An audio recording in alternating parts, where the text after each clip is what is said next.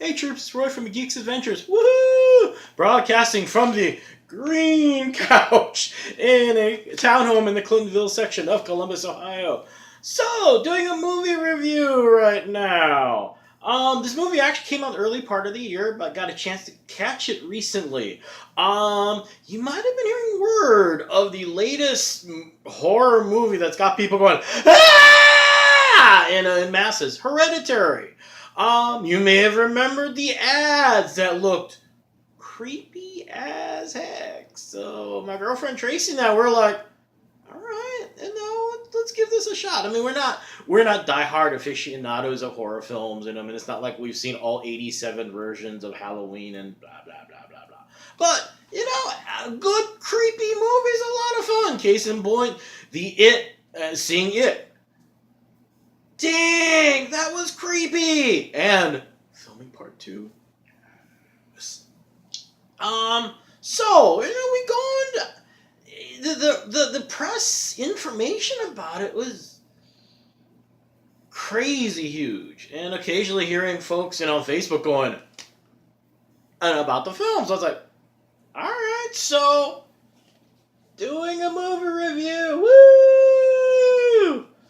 woo! And major spoiler shield, major spoiler shield.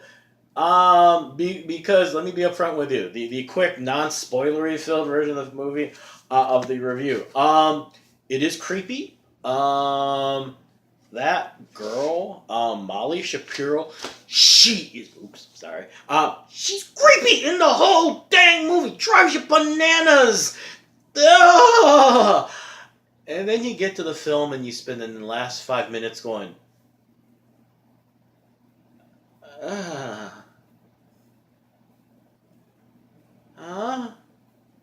right. Spoiler shield. You've been warned. The film opens with Toni Collette. She's actually, I take it back. It opens with an obituary. This lady has passed away. And you see all the relatives, blah blah blah blah blah. And what begins that feeling of what the hell? The way the film opens is that you're doing this shot towards a miniature diorama, a spot on mega detailed diorama of a bedroom, and it's like, wow, that's weird. And you get closer and closer and closer, and then it dawns on you that wait a minute, that's not the diorama anymore, and it segues immediately to a shot of the room. And that sets the tone about how just kind of weird and all point of viewy and everything is in the movie. Toni Collette plays the daughter of the woman who just died. And you get she is doing the eulogy, if you can call it, for this woman.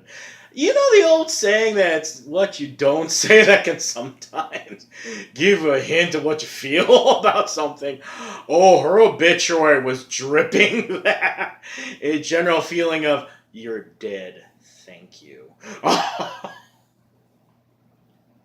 So, got 2 kids. Excuse me, pardon me. I got some notes here, more notes. IMDb is your friend. Alex Wolff is the son, and like I said, Millie Shapiro, is the daughter, and Gabriel Byrne plays the father, who's just trying to get through. The creepiness start. Great horror films, this is years ago. I kind of made this exponential graph of how it's the little things that start and then they accelerate as the film moves forward, and this film does it very well. And then you got Millie doing her kind of eerie behavioral stuff.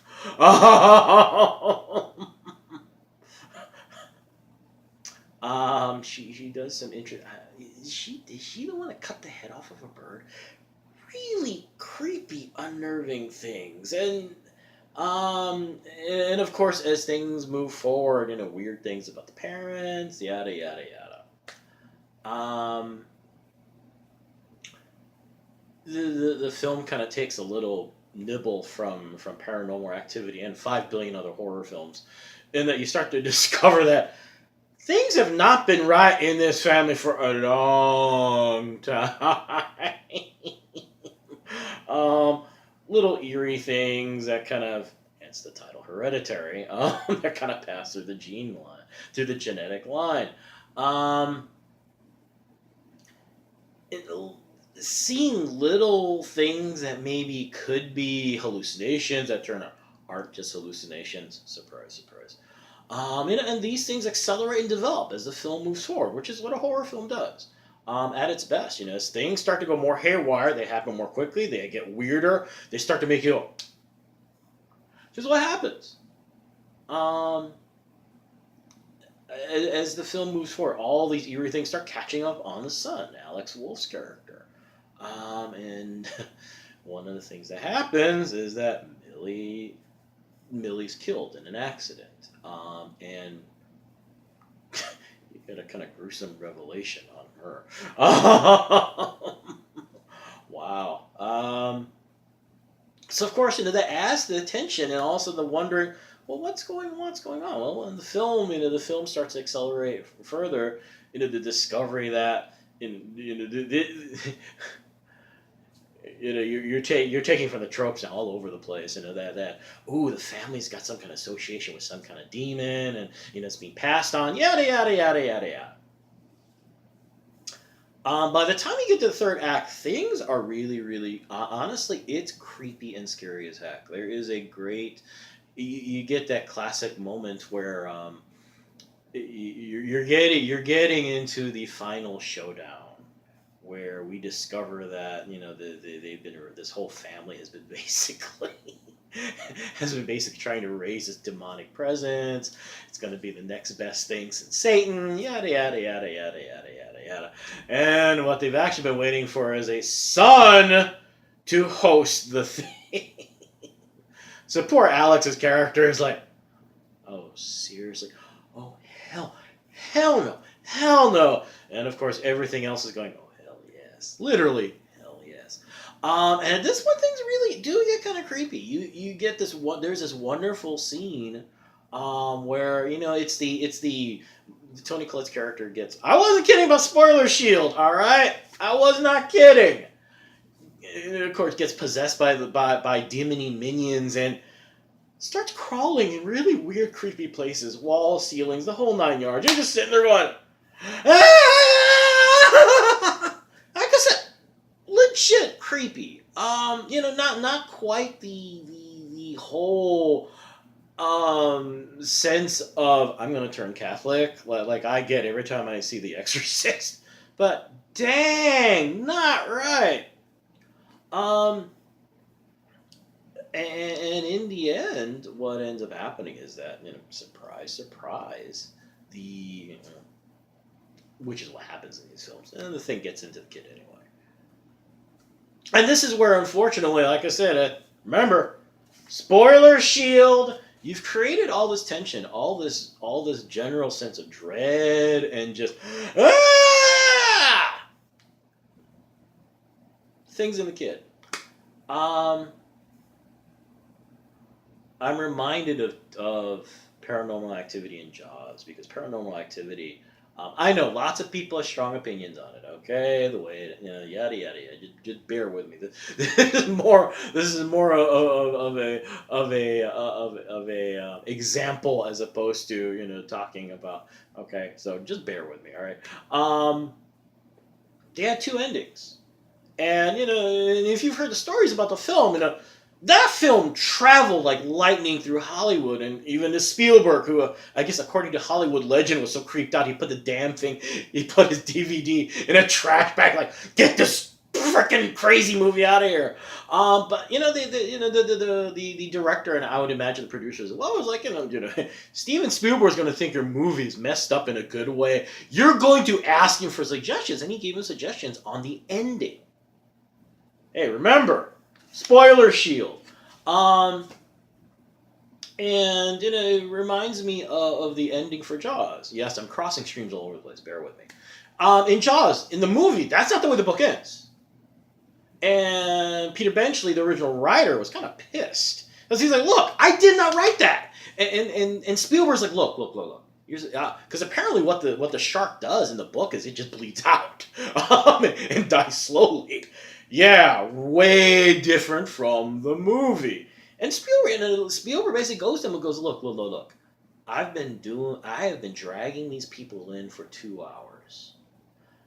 I have them in the palm of my hands.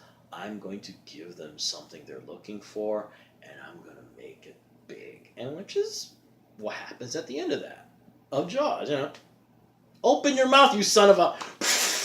And unfortunately, if you watch Mythbusters, you're like, it doesn't work that way with a tank. But you know what? Again, like Spielberg said, hey, got you in the palm of my hands. And that's what happens in Paranormal Activity. And after this whole time wondering, is she possessed? What's really going on? And the final payoff at the end of that film is nightmarish and frightening and messed up. So what happens at the end of this movie? At the end of this thing, I have dubbed it the Chuck E. Cheese Demon Party. The demons possess the kid. And what ends up happening is that there is a treehouse at the home where the family lives, and he goes inside of it, and it keeps going. And then when he gets in there are all these bodies bowing, like prostrate. One is, let's see here, one is of the mother, I believe, was decapitated, and some other folks. They look kind of like mannequins, unfortunately. Somewhere in there, unfortunately, I lost track of where this dude showed up. But apparently there is a naked old guy, full frontal naked old guy, somewhere in there. At this point, my brain was just kind of fried. So I couldn't, I missed it. And there's this giant statue, and Toni Collette's character, she's the one that made all these dioramas. It looks like, you know how there's a maquette that has that's all of wood cylinders and has like little joints on it, so you can put it in poses and stuff. It looks like that. This giant maquette with a really crappy looking crown. So, and you hear this another side character we're introduced to talking about how, oh, you're finally arrived. This whole narration that even Chris Nolan will be going, you really shouldn't have gone there with this. And then crowns this kid. So I'm watching on with Tracy now. We're both watching this. My girlfriend and I. We're both watching this. And this is why I called it the Chuck E. Cheese Demon Party. Wow. I mean, it breaks away from everything. I guess for some folks it could be a horrific, because it is a really kind of weird, out of left field scene. But another way to take it is, wow, you're supposed to be this almighty, powerful, demonic presence on the planet. And this is the welcome you get. Woo!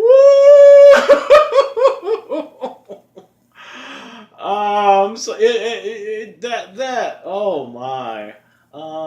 So yeah, unfortunately, that took a movie that was doing the whole from normal to whoa creepy to really fast. For some folks, that is still horrific because it is a really weird out of nowhere moment. Like I said, and decapitated bodies. Come on, but another way of looking at it is really. It's the Chuck E. Cheese Demon Party, folks. So there you go, because I think I'm running out of time. So there you go. Like I said, I wasn't kidding. All right. See it. You may still freak out, or you may just be at the point at the end going, now we're stopping the movie, it's fine right here. Okay. Some people may have thought the same thing about Inception. Anyway, there you go. I gotta stop before this thing runs out of time. So hey, force be with you. Odds be in your favor, and as always, take care of each other, especially if it looks like a demon's about to possess your family. Okay. Later. Bye. Peace. Bye.